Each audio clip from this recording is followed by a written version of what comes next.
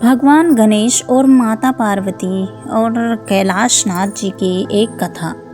बहुत समय पहले की बात है, जब माता पार्वती जी कैलाश पर्वत पर रहती थीं। एक दिन उन्होंने स्नान करते समय अपने शरीर के उबटन यानी कि हल्दी में से एक बालक की रचना की। उस बालक में उन्होंने अपने प्राण डाले और उसे अपना पुत्र बना लिया।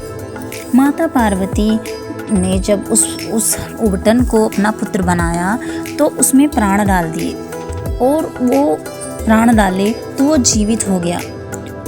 माता पार्वती ने उस बालक से कहा, हे बालक, मैं स्नान करने जा रही हूँ, तब तक बाहर खड़े रहो, किसी को अंदर आने मत देना।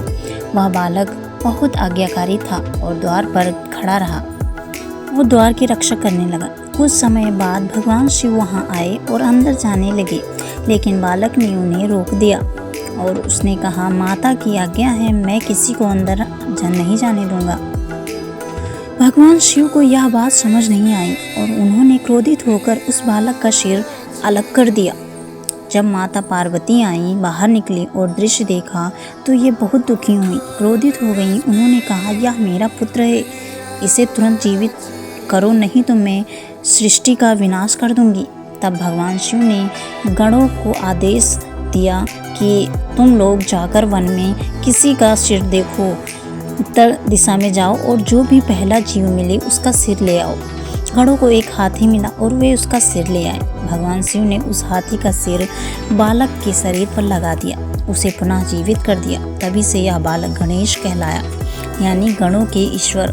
भगवान शिव ने उन्हें आशीर्वाद दिया, तुम सबसे पहले पूजे जाओगे और तुम्हारी पूजा के बिना कोई भी कार्य सफल नहीं होगा।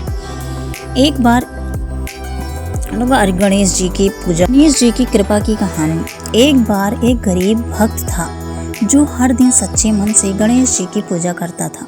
उसके पास धन नहीं था, लेकिन उसका विश्वास बहुत मजबूत था। एक दिन वह गरीब बहुत बड़ी मुसीबत में फंस गया। उसने कई बार काम बिगड़ रहे थे। उसने पूरे मन से गणेश जी की प्रार्थना की। कई बार काम बिगड़ रहा था, तब उसने पूरे मन से गणेश जी से प्रार्थना की, हे विघ्नहर्ता, मेरी मदद करो।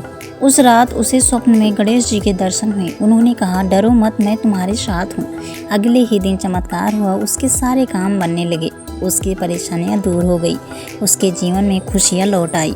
तो दोस्तों, कैसी लगी हमारी कहानी? पसंद आए तो लाइक सब्सक्राइब करें।